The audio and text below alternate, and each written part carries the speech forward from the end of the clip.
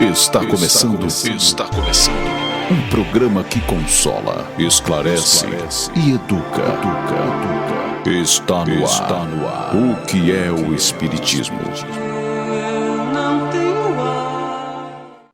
Olá, sejam todos bem-vindos ao canal do Grupo Divulgar Doutrina Espírita. Sou Andréa dos Anjos e esse é o programa O que é o Espiritismo? Programa que se propõe a esclarecer, a educar, onde juntos estudamos e aprendemos mais sobre a doutrina, trazendo para a nossa roda de conversa temas sempre às luzes das bases do Espiritismo. E hoje a gente vai dar continuidade a essa visita aos roteiros do EGE que estamos fazendo. EGE é o Estudo Sistematizado da Doutrina Espírita. E hoje a gente continua o módulo 8, que trata do movimento espírita. E o tema é o segundo roteiro, que trata da missão espiritual do Brasil.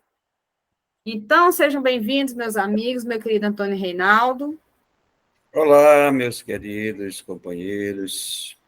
Que a paz do Cristo esteja conosco nesse programa de hoje, que nós estejamos inspirados, para falar sobre esse tema que é palpitante. Sei que Isabela está aí tinindo, Raimundo também.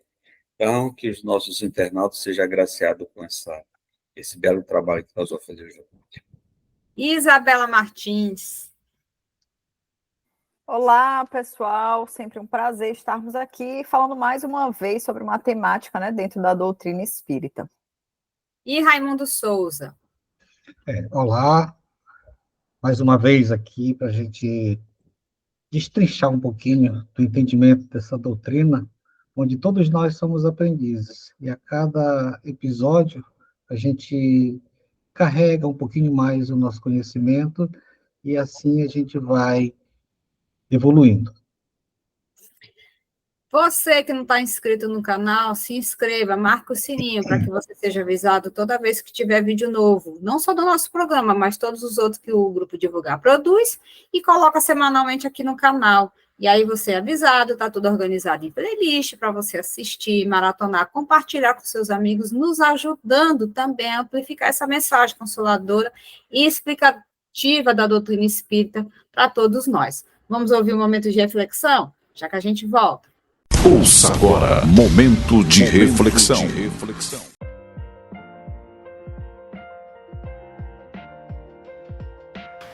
Mensagem número 50 do livro Espírito da Verdade. Mensagem ditada por André Luiz a Francisco Cândido Xavier. Título da mensagem: Maternidade. Vemos em cada manifestação da vida determinada meta de desenvolvimento com o anseio do próprio Deus a concretizar-se. Na criação, o clímax da grandeza. Na caridade, o vértice da virtude.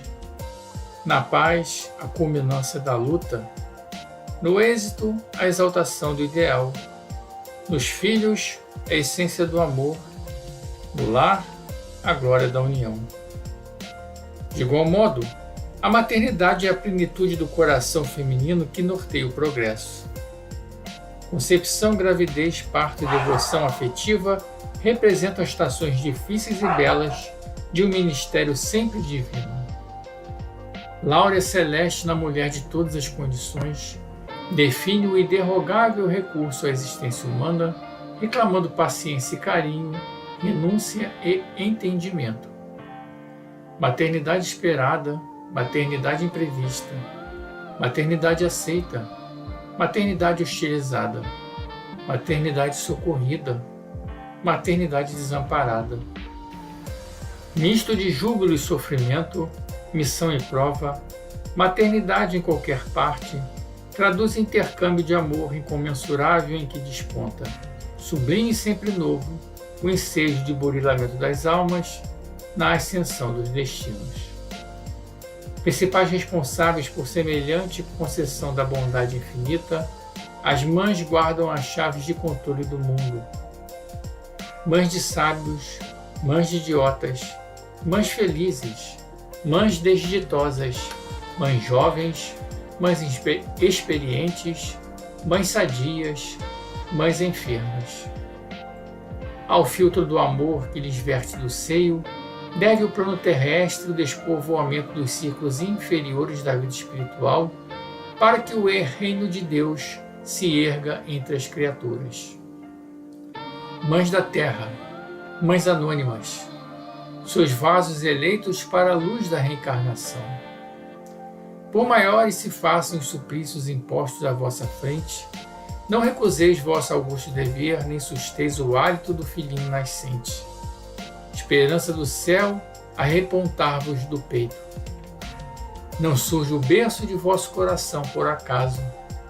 Mantende-vos assim vigilantes e abnegadas, na certeza de que, se muitas vezes cipoais e espinheiros são vossa herança transitória entre os homens, todas vós sereis amparadas e sustentadas pela bênção do amor eterno, sempre que marchardes fiéis à excelsa paternidade da providência divina.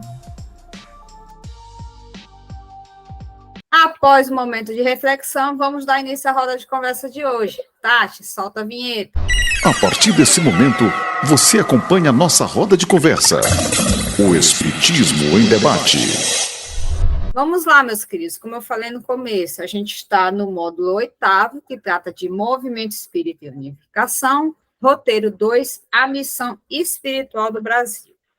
O Brasil tem uma missão espiritual, para você que não está familiarizado com o assunto, essa temática da doutrina nos traz. E aí a gente vai estar trabalhando hoje. Quem trabalha legal esse tema é esse livro bem aqui, ó. Brasil, Coração do Mundo, Pátria do Evangelho, ditado pelo espírito de Humberto de Campos, poeta maranhense, psicografado por Chico Xavier. Eu vou ler alguns trechozinhos do capítulo 1, pensando em você que não sabe da temática, que ainda não leu o livro, e nós outros que talvez leu há muito tempo, então a gente vai só para a gente se situar. Relata Humberto de Campos que no último quartel do século XIV, Jesus, acompanhado de vários espíritos luminosos, visitou nosso planeta com vistas a observar os progressos do Evangelho nos corações humanos. Mas, se Jesus vinha do coração luminoso das esferas superiores, trazendo os olhos misericordiosos, avisando os seus impérios resplandecentes, na alma profundo ritmo harmonioso dos astros, o planeta terreno não lhe apresentava as mesmas impressões. Tinha as mesmas veredas escuras, cheias de lama da impenitência e do orgulho das criaturas humanas, repleto de espinhos de ingratidão e de egoísmo. Aí, com o coração cheio de profunda amargura, vendo a incompreensão dos homens no que se refere às lições do Evangelho, por toda parte, a luta fratricida como povo de infinitos tentáculos a destruir todas as esperanças,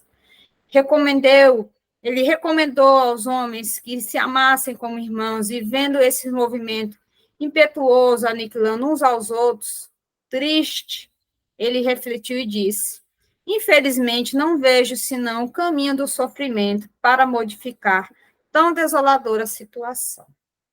Aí um dos espíritos que estava acompanhando o Eliel disse assim: Senhor, se esses povos infelizes que procuram na grandeza material uma felicidade impossível, marcham irremediavelmente para os grandes infortúnios coletivos, visitemos os continentes ignorados, onde espíritos jovens e simples aguardam a semente de uma vida nova. Essas terras, para além dos grandes oceanos, poderíeis instalar o pensamento cristão dentro das doutrinas do amor e da liberdade. E aí essa comitiva viaja para o outro lado do continente, né, do outro lado do planeta, né, após os oceanos, e aí ele pergunta a Eliel: onde fica nestas terras novas o recanto planetário do qual se enxerga no infinito o símbolo da redenção humana, que é o Cruzeiro do Sul? Aí, continua ele: esse lugar de doces encantos, mestre, responde Eliel, de onde se vem o mundo das homenagens dos vossos sacrifícios, fica mais ao sul. E quando no seio das paisagens repletas de aromas e de melodias, contemplava as almas santificadas dos orbes, na presença do Cordeiro, As maravilhas daquela terra nova, que seria mais tarde o Brasil, desenhou-se no firmamento formado de estrelas rutilantes, no jardim das constelações de Deus, o mais imponente de todos os símbolos. Então Jesus disse: para esta terra maravilhosa e bendita será transplantada a árvore do meu evangelho, de piedade e de amor. No seu solo dadivoso e fertilicíssimo, todos os povos da terra aprenderão a lei da fraternidade universal. Foi só uma pincelada para a gente ter uma noção do que a gente vai estar trabalhando hoje. E dessa maneira bastante poética, Humberto de Campos nos traz esse momento dessa visita do Cristo. E aí, meus amigos, para a gente começar, quem é que começa assim dizendo para a gente o que então significa essa ideia de missão espiritual? Andréia, sobre missão espiritual de uma forma geral, tu está falando dessa missão específica que tu relatou? Não, para a gente entender o que seria mesmo missão espiritual. Ah, tá. É uma coisa que é importante das pessoas entenderem, e eu acho que a gente já falou isso em outros programas, é entender que quando nós nos preparamos para reencarnar, existe todo um preparo, né? E nesse momento existe um mapeamento, né, daquilo que a gente vai vir fazer, existe todo um estudo para isso, né? Então, olha, essas são as coisas que eu preciso realizar, que eu preciso fazer, e etc e tal. Mas tem espíritos que já estão num estado mais avançado, que não necessariamente precisam desse planejamento reencarnatório no sentido de, eu tenho que cumprir essa prova, passar por essa expiação. Os espíritos que já estão num estado mais evolutivo, eles vêm com planejamento, mas com planejamento de missão. Ou seja, eles precisam cumprir algo aqui quando reencarnam, né? E essa missão, geralmente, ela contempla o auxílio ao próximo, que ainda não evoluiu ou não está naquele mesmo estado evolutivo que aquela pessoa. Então, é geralmente dito que a pessoa está em missão, ou seja, você tem uma missão espiritual, quando você vem no sentido de fazer algo em benefício da coletividade, né, ou de um grupo mínimo de pessoas ali que vão se beneficiar das ações que você virá fazer. Então, o missionário geralmente é um espírito mais evoluído, que não está mais nesse patamar de provas e expiações, já está num patamar de um espírito ali puro, né? Um espírito crístico. E aí há exemplos que a gente poderia dar, por exemplo, acho que o maior exemplo que a gente tem na Terra é o próprio Cristo, né? Que veio em missão, nos exemplificar, nos mostrar como fazer, como nos conduzir, como nos comportar.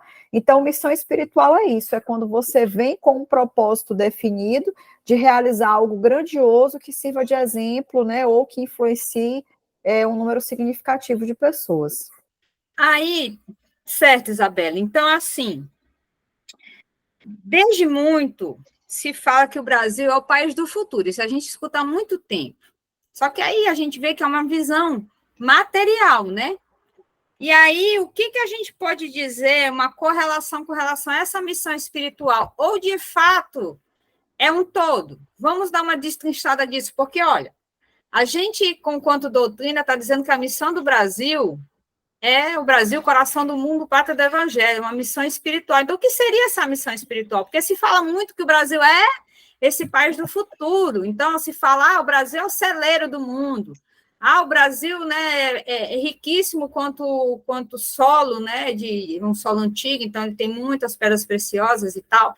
Então, mas aí a gente está vendo que quando a fala, né, principalmente de Humberto, trazendo que não é com relação à materialidade, e sim a um outro nível. Então, de fato, o Brasil é essa, vamos dizer assim, esse país do futuro, e o que isso corrobora ou não tem uma coisa, não está atrelada à outra.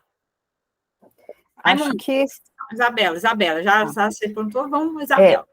Não, é que tu está falando isso, e eu queria primeiro remontar ao início, por exemplo, de todo o surgimento do mundo, né, que não foi aqui nessa região. Na verdade, nós tínhamos um único continente, né, que com o passar do tempo foi se dividindo, né? E aí hoje nós temos múltiplos continentes espalhados com mares, né, ao redor. Mas o início da nossa civilização não foi assim. E o que acontece? Quando o mundo se dividiu em continentes, né, que estavam divididos por oceanos, quando isso aconteceu, o centro, digamos assim, o epicentro desse planeta era ali o velho mundo que a gente chama, né? Que ali é a Europa, essa região da Ásia e tudo mais. Então, essa região era onde surgiram, digamos assim, os primeiros habitantes da Terra nesse sentido de trazer a intelectualidade, trazer o poderio intelectual, moral e etc. O nascente do mundo foi nesse velho mundo. E aí o que acontece? O próprio surgimento da doutrina espírita e de muitas outras religiões também nasceram nesses continentes, tá? E só depois surgiu o Brasil, por exemplo, dentro dessa ideia. Porque o continente da América, seja do sul ou do norte, só foi povoado muito tempo depois, oriundo de povos que vieram dessa outra região mais central, aonde as coisas aconteciam. O surgimento da doutrina espírita também não foi diferente. Nós tivemos uns primeiros surgimentos de uns fenômenos identificados como mesas girantes nos Estados Unidos, mas o boom mesmo aconteceu na Europa, em que era ali o celeiro intelectual do mundo, né? Então a gente traz toda essa memória para a gente entender por que transportar essa árvore do evangelho. Porque até então o cristianismo ele se concentrava ali naquela região. O entendimento de um Deus único e tudo mais nascia ali. Muitos povos, ainda hoje, mas imagina naquela época, tinham essa coisa do politeísmo, de acreditar em muitos deuses e tudo mais. Então, quando houve, por exemplo, essa narração que a Andrea trouxe no começo para a gente, aonde estudava-se com um grupo, né, uma pleiade de espíritos mais evoluídos, sobre aonde a gente vai fazer brotar, germinar, né, esse espírito evangélico, digamos assim. E aí o Brasil foi escolhido como esse local que faria germinar isso. Sem dúvida nenhuma, o Brasil também concentra riquezas materiais. E quando a gente fala sobre uma nação próspera, um país próspero, por sermos seres espirituais tendo uma experiência material, naturalmente a gente já pensa na matéria, né? Então, vai ser próspero porque é grande, vai ser próspero porque é rico de recursos naturais, minerais e tudo mais. Sim, isso também é uma verdade. De fato, o Brasil é um país muito próspero. Mas quando o Humberto de Campos se referia, como o André colocou, é a questão espiritual. E por que a gente pode dizer que isso hoje prova-se como uma verdade? Porque apesar do surgimento, por exemplo, da doutrina espírita ter nascido, né, no seu âmago ali na Europa, na França, onde aconteciam todas as grandes, né, todos os grandes lançamentos intelectuais, mas hoje nós temos muito mais pessoas envolvidas e dedicadas ao espiritismo no Brasil. Tem um documentário que saiu, que eu não vou me lembrar aqui o nome, mas que falava sobre como está o espiritismo hoje na França, em outros países da Europa, e é muito pouco conhecido. O túmulo de Kardec, por exemplo, que fica numa cidade chamada Lyon, que é bem próxima a Paris, algumas poucas horas, você não vê um contingente de pessoas indo até lá ou qualquer coisa do tipo. E provavelmente, se fosse no Brasil, haveriam peregrinações, né? Porque a gente tem esse envolvimento com a doutrina espírita que o europeu não tem. Isso não conseguiu fazer germinar. Esse evangelho, ele não germinou lá. Ele germinou aqui. Por isso nós temos um país laico, um país com inúmeras religiões, mas na sua grande maioria ligados a religiões que são cristãs e que divulgam, né, e que buscam praticar, pelo menos, o que está ensinado no Evangelho de Jesus Cristo, né? Então, por isso é que hoje a gente pode dizer que, de fato, o Brasil é a pátria do Evangelho, porque nós temos aqui uma força, um entendimento e um grupo muito grande de pessoas envolvidas dentro dessa doutrina ou desse entendimento religioso do Cristo, mais do que de qualquer outras religiões que tem espalhadas pelo mundo, né? E os povos mais intelectuais, digamos assim, só do intelecto e de países do velho continente, hoje você percebe que eles não têm muita prática ou muito apego, né? As questões, tipo, desenvolveu muito materialmente, mas a questão religiosa, no sentido de religar, de reconectar a Deus, parece ter ficado um pouco mais distante, né? Então, você tem muitos casos, por exemplo, hoje em países desenvolvidos, de suicídios, de pessoas depressivas e tudo mais do que num país, por exemplo, pobre materialmente, de terceiro mundo, como o Brasil, né? E é uma coisa que é admirável para as pessoas de fora, tipo, como que conseguem viver em meio a tanta pobreza e serem felizes e serem alegres? Mas eu acho que a base religiosa que o brasileiro tem, eu acho que é uma sustentação para suportar e lidar com essas adversidades. Posso? Pode.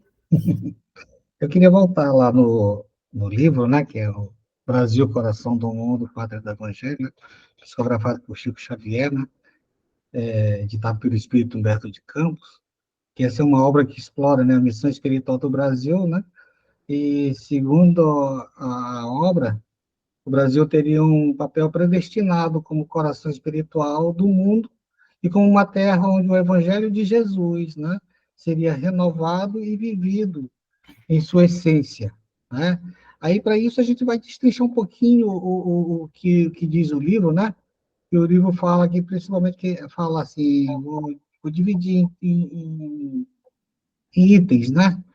Então, a gente vai botar aqui que é a renovação do cristianismo, por exemplo, né? Então, o livro sugere, né, que o Brasil seria o local para uma renovação do cristianismo, livre das distorções históricas e mais próximas dos ensinamentos originais do Cristo, né? Porque, como Isabela bem colocou, né, no passado, né, esses países onde se desenvolveu muito mais rapidamente, né, é, a ideia se tornou muito mais materialista do que espiritualista, não é isso? Aí tem também, o Brasil também tem a união das raças, né? Onde o Brasil apresenta-se como um exemplo de união entre diferentes raças e culturas, né? Simbolizando a fraternidade universal ensinada pelo Evangelho. Isso é uma característica do Brasil. Uma outra característica do Brasil é a difusão da paz, né? Onde a obra destaca o papel do Brasil na difusão da paz e da compreensão entre os povos, em contraste com as guerras e conflitos que marcaram outras nações.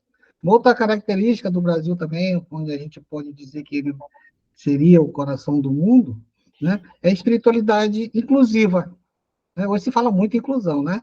A espiritualidade inclusiva, o Espírito Humberto de Campos fala sobre uma espiritualidade que é inclusiva e acolhedora, refletindo a diversidade e a riqueza cultural do povo brasileiro. Todas as religiões, né, aqui são respeitadas, né?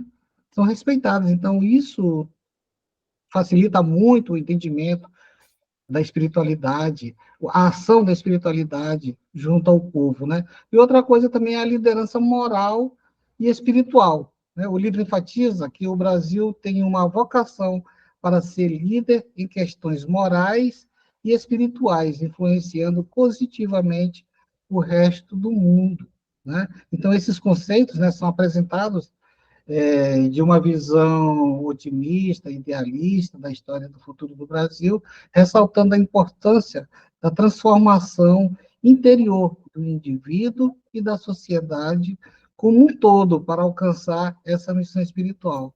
É uma perspectiva que nos inspira a trabalhar pelo bem comum, pela elevação moral da humanidade, né? Então, o Brasil, né, tem essas características. Rinaldo? Eu acho que os companheiros já destrincharam bem essa situação, essa missão, né, para o Brasil, coração do mundo, pátria do Evangelho. E aí, se a gente fizer uma pequena análise dessa situação, que realmente hoje o Brasil, de certo modo, ele exporta o Evangelho. Ele exporta o Evangelho. Então, hoje, o Brasil é que divulga, por exemplo, a doutrina espírita. A Federação Espírita Brasileira anda por vários países, ajudando a fundar centro, ajudando a divulgar, trabalhando, ajudando as pessoas que se interessam pelo Espiritismo, a divulgar o Espiritismo em vários países, no velho continente ou até por aqui pelas Américas. As igrejas evangélicas, tem igrejas evangélicas aqui do Brasil que está aí no mundo. Então, hoje, e a igreja católica, ela já é mais no todo, mas a gente vê, tem muitos segmentos religiosos do Brasil que estão para o mundo. Então, o Brasil hoje é um exportador do evangelho, então realmente ele tem essa conotação. A pátria ele é essa situação. Então, esse coração do mundo, ele se refere muito a sentimento. Coração, quando se fala de coração, se fala de sentimento. Então, essa é a missão do Brasil. Aí, mas se a gente faz uma outra pergunta, o Brasil já está cumprindo essa missão? Talvez não está chegando lá. Mas vai chegar, porque tudo é uma conquista, tudo é um trabalho de passo a passo, e essa é a missão que o Brasil tem que chegar ao momento que ele vai fazer. É como a Isabela falou, o velho continente hoje são muito materialistas, no sentido de desenvolver intelecto, progresso, material, tudo grande, mas a parte espiritual, eles se esqueceram um pouco. Então, essa situação do Brasil, o Brasil, por ser um país que é olhado de maneira diferente, esse olhar de maneira diferente é porque é isso que vocês já falaram. O brasileiro, ele sofre, passa dificuldade, vai estar todo sempre alegre, gosta de brincar, se divertir, é uma pessoa que encara o sofrimento de maneira diferente, o que alguns povos, às vezes, não conseguem encarar isso. Então, realmente tem muito a ver, se a gente for ver essa situação do Evangelho de Jesus, que como é praticado aqui no Brasil, tem segmento religioso cristão em todo lugar. Toda esquina tem uma igreja, um templo evangélico, tem um centro espírita, e assim sucessivamente. Então, isso é uma maneira de, gradativamente, a instrução e cativando a educação espiritual de cada um, fazendo com que cada um pense mais nesse lado espiritual, e, com certeza, quando cada vez mais a gente acordar para esse lado espiritual, para esse lado do sentimento, a gente vai espalhar isso para o mundo. Gente, a escravidão, a Guerra do Paraguai, outros momentos lamentáveis que a gente teve na história do Brasil, o quão isso impactou, vamos dizer assim, com relação a essa missão do Brasil. Podemos dizer que a gente teve um comprometimento coletivo? O que a gente pode falar disso? Porque, assim, até com pessoas que a gente conversa, né, dizendo disso, dizer como?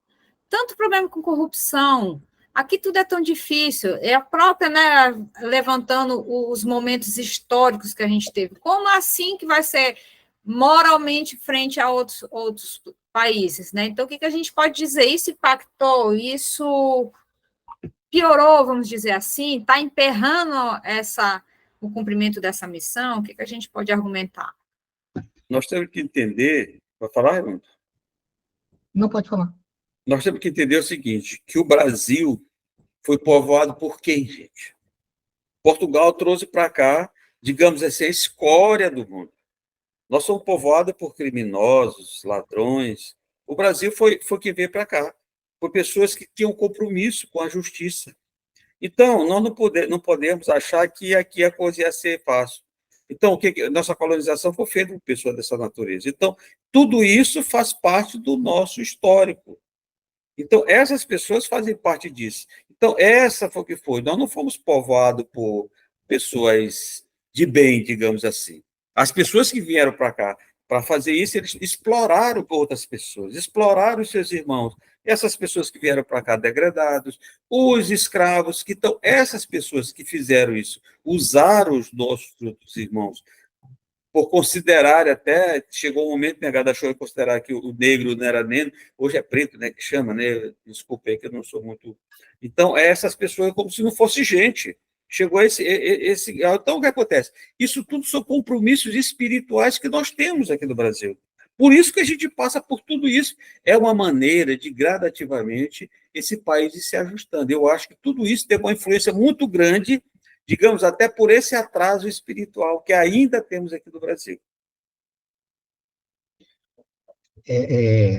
O Reinaldo estava colocando, né, mas estava no planejamento, quando a gente lê a obra, está lá no planejamento, quando foi nessa decisão de trazer essa missão para o Brasil, né, o planejamento já dizia que quem iria povoar, quem iria trazer essa condição de povoamento para o Brasil seria a nação mais pobre da Europa, né?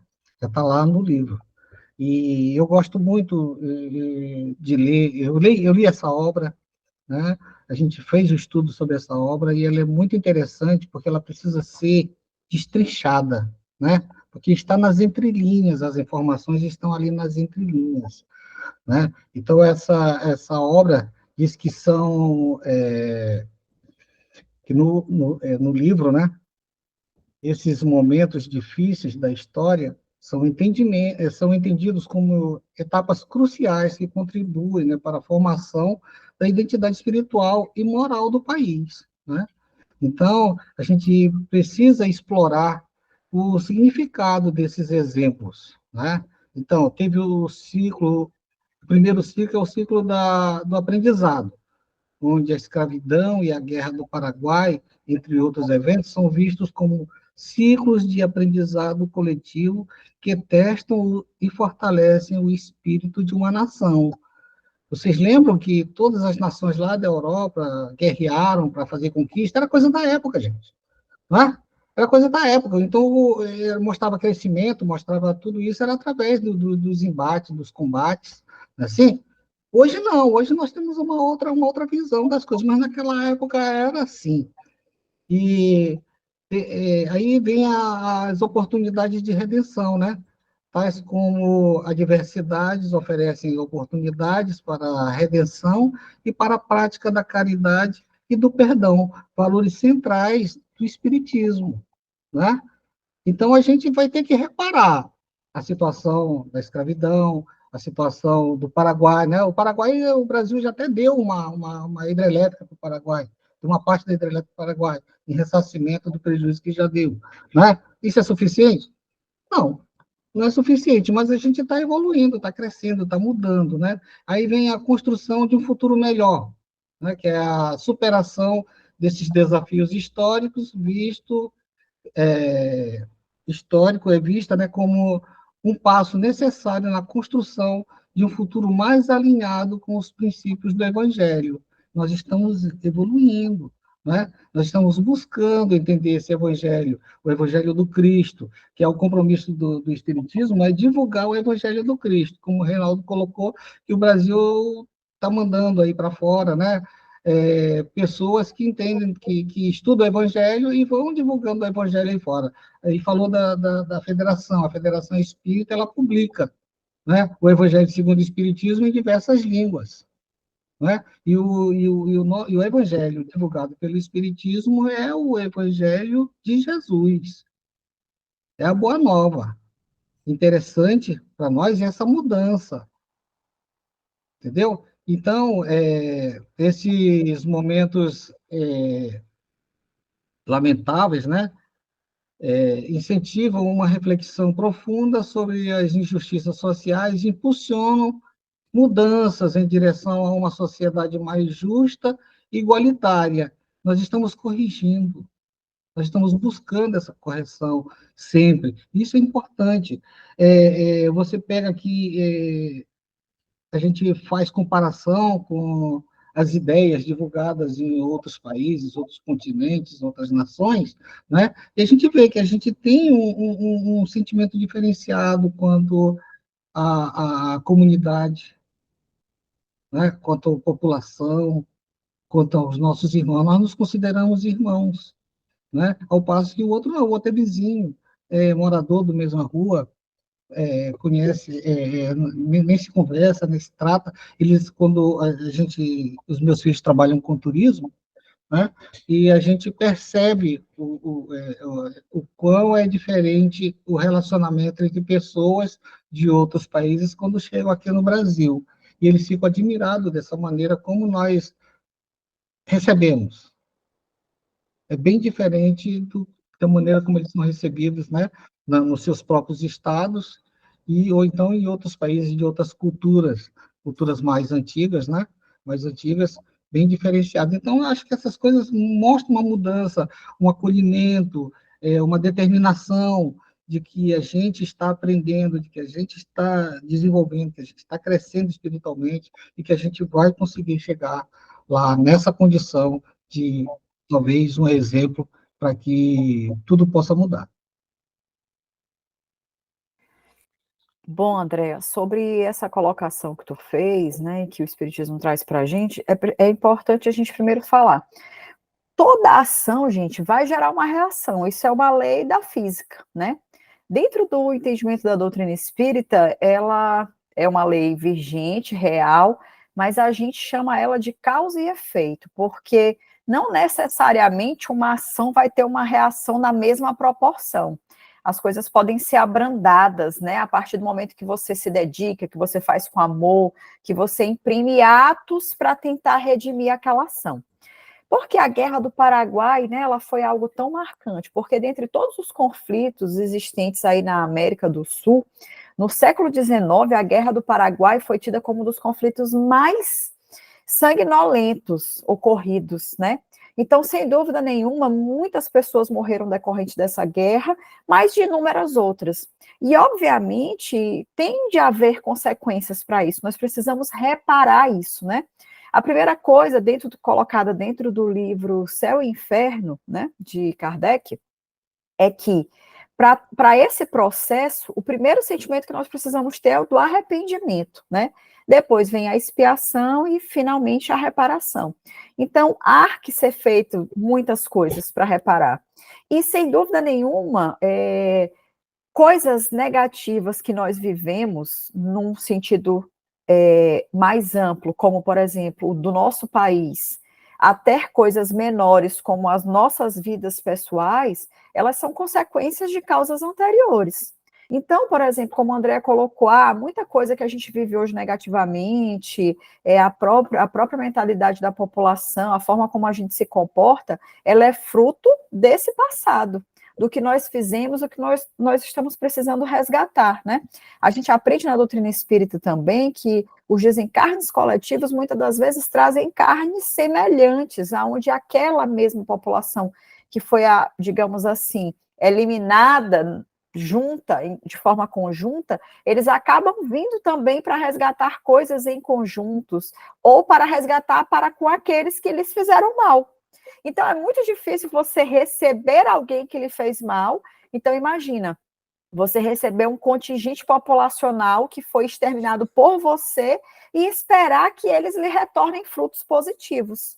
Então, é um pouco isso que a doutrina traz para a gente de entendimento. Então, existem consequências, existem coisas que precisam ser reparadas, sim, e isso vale para tudo, tanto num sentido maior, como esse colocado pela Andrea, já que a gente está falando sobre Brasil, enquanto pátria de um evangelho, né, como num aspecto menor, que são as nossas vidas pessoais, né, o nosso pequeno universo, digamos assim. Então, sim, tem consequências, sim, nós estamos até hoje tentando resgatar, purificar tudo isso, porque apesar de nós também sermos fruto, né, de uma má gestão, no sentido de que toda a escória, como o Reinaldo colocou, foi trazida para povoar o Brasil, mas aqui nós tivemos a chance de mudar isso, né, mudar essa mentalidade, e nós não mudamos, nós permanecemos, só que o que a gente precisa entender é que nós somos reflexos disso, e às vezes a gente tenta dissociar, e eu vou dar aqui um exemplo para aproximar um pouco mais isso para o entendimento do público, né,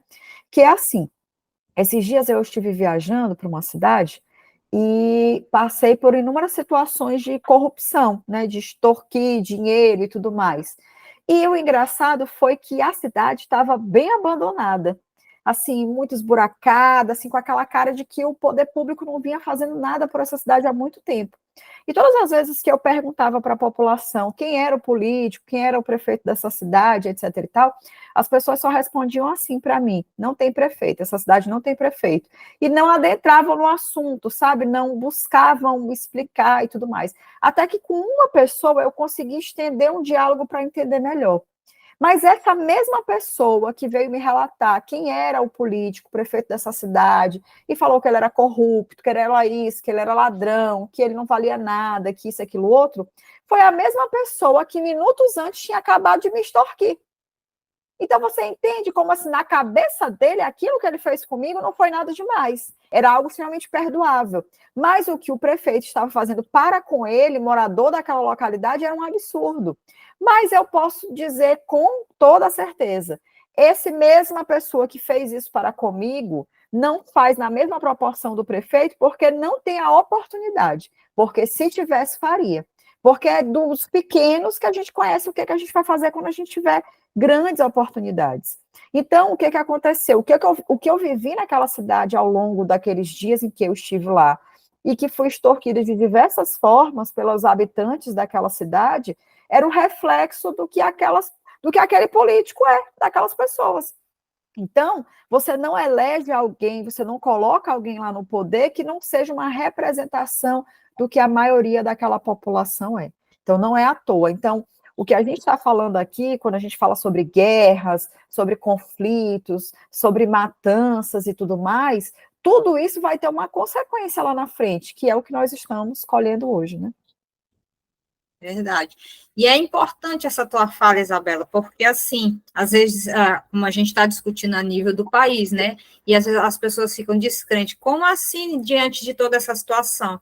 Mas e o que você, como você falou, do seu pequeno mundo, o que você está fazendo para colaborar para que, de fato, estejamos num local melhor? A partir do momento que, por exemplo, eu, quanto professora na escola particular, eu cumpro o horário, dou aula, bacaninha, faço tudo do jeito como foi contratado. E eu mesma, como professora, vou para um colégio público, aí eu falto, não vou, eu não preparo a aula com o mesmo esmero, tenho um comportamento diferente, porque ali eu vou ser cobrado e ali eu não vou ser tão cobrado.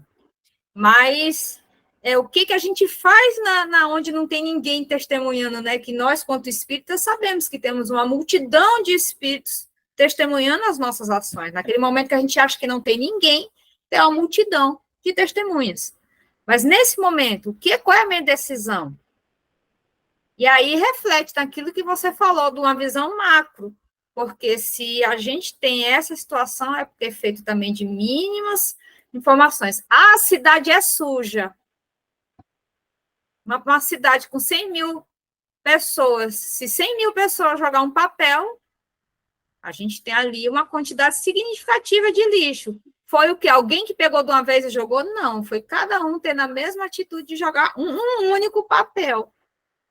Aí são 365 dias, né? Então é muito importante esse momento assim da gente refletir, porque se a gente pensa que é uma coisa impossível, mas o que eu estou fazendo para isso ser possível? Né? Fica a reflexão bastante importante. Gente, eu narrei, né, nessa fala, a árvore sendo transplantada da Palestina para cá. Eu sempre, quando faço essa leitura, me emociono, porque eu fico imaginando a cena. Humberto narra muito bem, assim, com uma riqueza de detalhes e de uma maneira bastante lírica a situação, que eu fico imaginando e eu sempre me emociono com isso daí, com essa leitura. A árvore foi transplantada da Palestina, que Jesus deixou e trouxe para cá. Né? Inclusive, os esforços da espiritualidade de manter esse desenho, né, do coração, que é o Brasil. Como é que a gente está nessa missão? O que a gente, diante de tudo que a gente já conversou aqui, está conversando, inclusive, essa minha última fala, a gente está em franco avanço ou a gente está correndo o risco de ter uma nova oportunidade dessa árvore ser transplantada? Ou ainda é cedo da gente pensar nisso? O que vocês acham? Raimundo, você que está balançando a cabeça aí. Porque isso é um processo contínuo e dinâmico, né? É um processo contínuo e dinâmico. E para ter esse processo contínuo e dinâmico, né, a gente tem a missão em andamento, né? Essa missão em andamento. Estamos sempre no caminho de cumprir as missões espirituais, e é um processo que não termina, mas evolui com o tempo, né? Não tem que dizer assim, não, eu planejei que vai, daqui a durante em um ano, a gente concretiza isso. Não tem como concretizar isso em um ano, em um século, meio século, não sei quantos séculos, né? Porque estão sempre evoluindo, buscando melhorar, né? E tem que ter foco, né? Você tem que ter foco no presente, né? Então, a doutrina espírita enfatiza a importância de viver o presente e trabalhar efetivamente para o progresso espiritual do agora, como disse Isabela, né? Cada um fazendo o seu agora, a gente vai estar contribuindo, vai estar melhorando, vai estar transplantando. essa árvore, né? Vai estar auxiliando a transportar essa árvore. Outra coisa que é muito importante é a flexibilidade do destino, gente. Enquanto a metáfora sugere uma missão especial para o Brasil, o futuro não é fixo e pode ser moldado pelas ações coletivas, né? Todo mundo participando, cada um fazendo a sua parte, como nós aqui no nosso trabalho, né? Cada um está dando um pouquinho do seu conhecimento, a sua contribuição, para que o programa possa ir ao ar e as pessoas possam entender. Assim como a Isabela colocou, né, que ela foi extorquida por um morador e o morador não consegue falar do prefeito. Por quê? O prefeito é representante dele, talvez ele tenha vergonha de dizer quem ele é, né? Então, são essas coisas assim. Então, tem a união de esforços, a união e esforço, né? Que precisa também, que é o cumprimento o cumprimento da missão depende da união e do esforço contínuo de todos, não apenas dos espíritos, mas de toda a sociedade. Não é uma missão só do espírita. Reinaldo colocou muito bem que muitos evangélicos, muitas igrejas estão saindo fora do país e mostrando o evangelho da maneira que conhece, né? Da maneira que entende, mas está levando, né? Está levando. Então, tá auxiliando, né, nesse posicionamento. Não é uma condição só do espírita, é o Brasil, gente, é a nação. Né? E a nação é composta de diversos, né? Graças a Deus, né? O Brasil respeita todas as religiões, né? Tem diversidade das religiões, tá? Então tem também, gente, que presta atenção na evolução constante, né? A evolução espiritual, ela é constante. Portanto, mesmo que haja mudanças, elas fazem parte do crescimento do coletivo, né? Essa situação dessa evolução espiritual que a gente precisa trabalhar bem, fertilizar sempre, né? Para que a gente possa entrar numa condição melhor, numa próxima encarnação, numa próxima oportunidade que a gente tiver, né? Então, a ideia de uma nova mudança deve ser vista como uma possibilidade, né, a princípio teórica, né, que serve para lembrar a todos da necessidade de permanecerem vigilantes e comprometidos com os valores espirituais e morais. O mais importante é continuar trabalhando juntos para que o Brasil possa realizar o seu potencial como coração do mundo, pátria do Evangelho. Quem mais? Eu senti tinha travado. Não travou, não. Eu também vejo que... Eu acho que essa mudança, eu não vejo, pensando aqui, eu não vislumbro essa mudança, né? Essa nova transplantação da árvore. Porque se a gente for analisar o que é a ideia? É melhorar os sentimentos. E o brasileiro, de certo ponto, vem melhorando os seus sentimentos. Nós ainda temos algumas chagas que nos atrapalham muito. Hoje, a gente pensando, nós temos duas coisas que eu vejo que atrapalham muito o nosso progresso espiritual. Primeira, educação, né? Educação é que vai fazer todo o resto a gente conseguir abarcar o resto das coisas. A educação, e hoje o Brasil, nosso país, a gente tem que entender que é um país que é muito corrupto. Mas a corrupção vem todo esse histórico que nós temos, né? E aqui é aquela coisa, o exemplo que Isabela diz, gente, se o prefeito, se o governador, se o presidente, se o deputado, se o senador é corrupto, é porque eu coloquei ele lá. E porque eu também sou corrupto. Então, todos nós somos corruptos. Corrupção não é só roubar dinheiro, tem várias coisas que a gente faz. Então, nós ainda somos um povo que não temos uma noção bem clara de ética, né? Então, nós ainda cometemos algumas... E essas falhas, nós expandimos todas essas pessoas. O que acontece?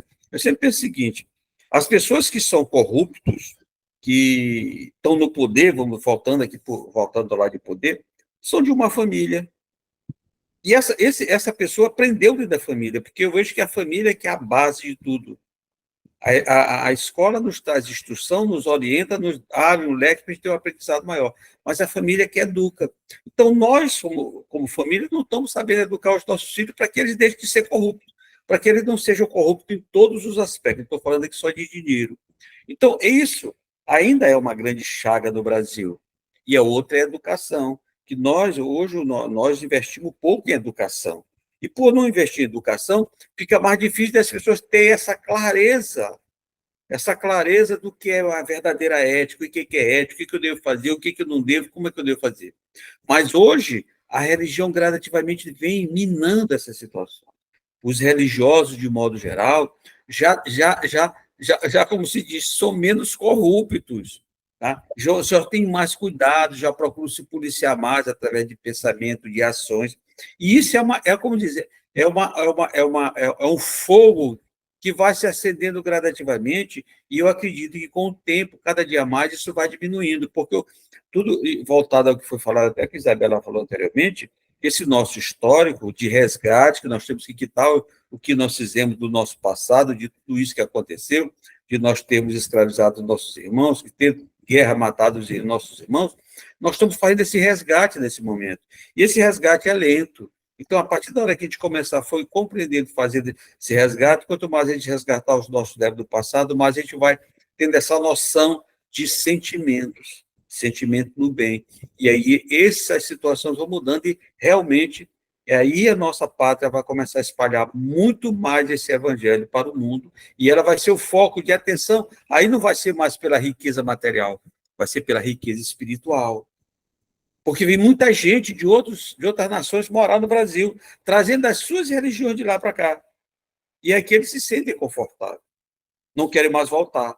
Então, é isso que, quanto mais a gente trabalhar, então eu não vislumbro nenhuma mudança de Jesus pensar nessa mudança, até porque eu olhando em matéria de, como foi falado anteriormente, em matéria de sentimento, a gente é muito diferente.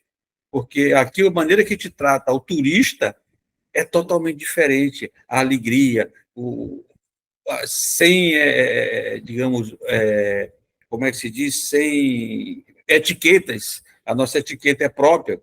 Tu vai para outro país, tudo é muito mais difícil, mais complicado, as pessoas são cheias de coisas, são barristas, são uma opção de coisas. Então, o brasileiro é diferente, por isso todo mundo que vem para cá sai daqui alegre, mesmo com toda a dificuldade, toda a pobreza, toda a poluição que nós temos, mas as pessoas saem daqui alegres. Então, eu vejo que aqui ainda é a solução para que esse evangelho seja divulgado para o mundo. E aí, gente, para encerrar, a responsabilidade nossa, quanto espíritas, para colaborar nesse intento. Qual é a nossa responsabilidade quanto a isso? Acho que os espíritas, André, ele tem um papel significativo no cumprimento da missão espiritual do Brasil, né? A responsabilidade dos espíritas pode ser entendida em vários níveis, né? A vivência dos ensinamentos, né? Que é uma prática, né, dentro do espiritismo, essa cobrança, né, para a vivência dos ensinamentos, né? Os espíritas são encorajados a viver de acordo com os ensinamentos do Evangelho e da doutrina espírita, né, promovendo valores como amor, caridade, fraternidade, né? Tem também a difusão do conhecimento. Os espíritas também têm a responsabilidade de difundir o conhecimento espírita, ajudando a esclarecer e consolar através das mensagens de esperança e renovação espiritual, né? E às vezes a gente ainda é tímido, né, para essa divulgação do espiritismo. O espírito ainda é tímido para poder dizer as coisas, né? E tem também uma coisa muito importante, como o Reinaldo estava colocando, agora falando da família, né? Que é muito importante também o exemplo pessoal, certo? A transformação moral pessoal é vista como fundamental. Os espíritas devem ser exemplos de comportamento ético e moral na sociedade. Não adianta eu só falar, né? Só chegar e dizer, não, que fulano é corrupto, que fulano não está agindo assim e tal. Mas e eu? Eu tenho que me policiar, eu tenho que saber também, porque eu estou servindo de exemplo, né? Tanto dentro da família como para a sociedade. Eu não posso me excluir disso. Tem a ação social, né? Que é o engajamento em ações sociais, de caridade, né? Que é uma forma prática de cumprir a missão, aliviando o sofrimento e promovendo a igualdade. Não adianta eu só chegar e dizer assim, não, isso é responsabilidade do governo, isso é responsabilidade de fulano, isso não é minha responsabilidade. Eu tenho a minha parte também, para atender essa sociedade, né? E o espiritismo, os espíritas fazem isso, né? As ações sociais, né? Servir uma sopa, dar uma roupa para alguém que esteja muito necessitado, né? A gente não vai mudar o mundo, mas a gente pode aliviar um pouquinho o sofrimento do outro. Então, tem também a contribuição coletiva, né, que é a união dos espíritas em torno de projetos comuns que visam o bem-estar coletivo, né, que é essencial para a realização da missão espiritual no Brasil. Né, e, às vezes, a gente se exclui disso. Né? Então, a doutrina espírita ela ensina que cada indivíduo tem um papel importante no progresso espiritual da humanidade. E os espíritas brasileiros, né, em particular, são vistos como trabalhadores essenciais nesse processo de transformação que o Brasil está destinado a liderar. Portanto, o grau de responsabilidade é alto, mas compartilhado entre todos os que se identificam com os princípios espíritas, isso vai se tornar assim, muito mais suave, muito mais fácil de ser levado.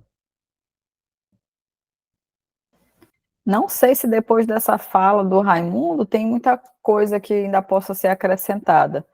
Eu só reforçaria mesmo o entendimento de que eu sei que às vezes a gente pensa ou tem uma pretensão de fazer uma mudança para que aquilo seja impactante para o mundo numa forma muito gigantesca, numa proporção muito grande. Só que se você não faz isso numa proporção menor, você não vai conseguir fazer numa proporção grande. É como se fosse assim, eu quero organizar um super festival do porte do Rock in Rio, mas você nunca organizou nenhuma festa de aniversário, não é a sua pegada. E as poucas vezes que você tentou, você falhou. Então, quais as chances de você conseguir organizar um festival desse porte? Muito pouca, né? Por quê? Porque você precisa ir construindo um caminho que não acontece do dia para a noite. Então, quando a gente fala sobre transformações, ainda que a gente esteja falando num âmbito coletivo, ela precisa ser iniciada por uma transformação pessoal. E pode ter certeza, toda transformação pessoal, por mais que você ache que ela tem um impacto pequeno, não é. Ela vai ser capaz de transformar todas as pessoas que também estão ao seu redor. E essa transformação das pessoas que estão ao seu redor vão transformar as pessoas que estão ao redor dela, e isso se espalha nessa proporção, né? Então, a gente precisa entender que eu preciso fazer a minha parte, sem esperar que o outro faça a dele, porque cada um tem o seu momento. Porque muitas vezes a gente fica com esse sentimento, né? Eu estou aqui fazendo a minha parte, mas a minha família não me ajuda, meu companheiro também não está mudando, meu filho continua a mesma pessoa, mas não importa o que as pessoas estão fazendo, você só precisa se preocupar com você.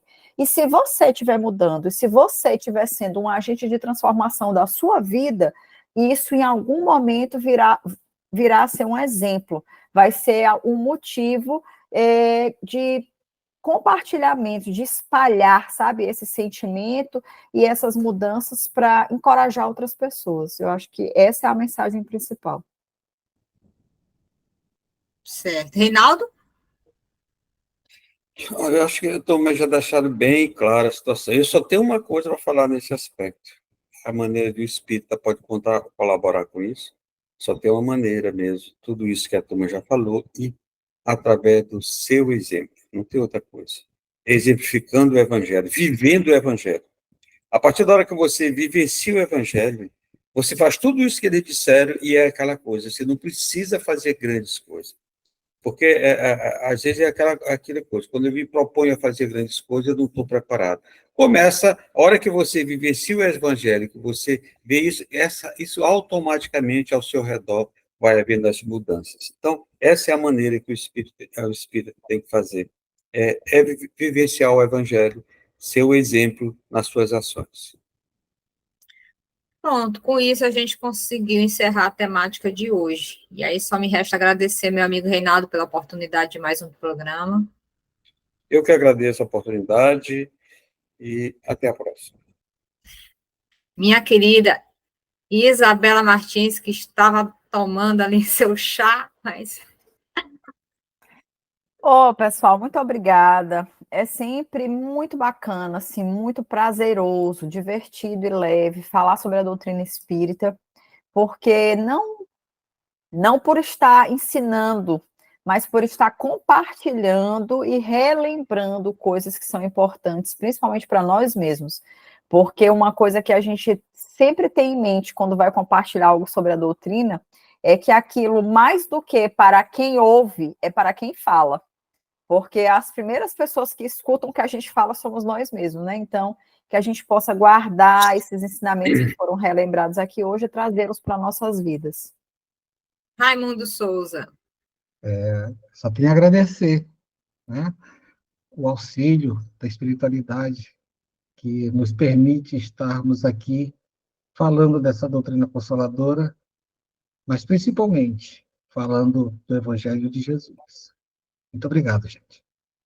Pois é, agradecemos mais uma vez a companhia, a oportunidade de estar trazendo esse conteúdo para vocês, compartilhando ensinamentos que a doutrina nos traz para que a gente possa ter um caminhar mais tranquilo e constante num progresso, numa evolução de nós mesmos. Paz e alegria a todos, até o próximo programa aqui no canal do Grupo Divulgar Doutrina Espírita. Você ouviu o que é o Espiritismo? Eu não tenho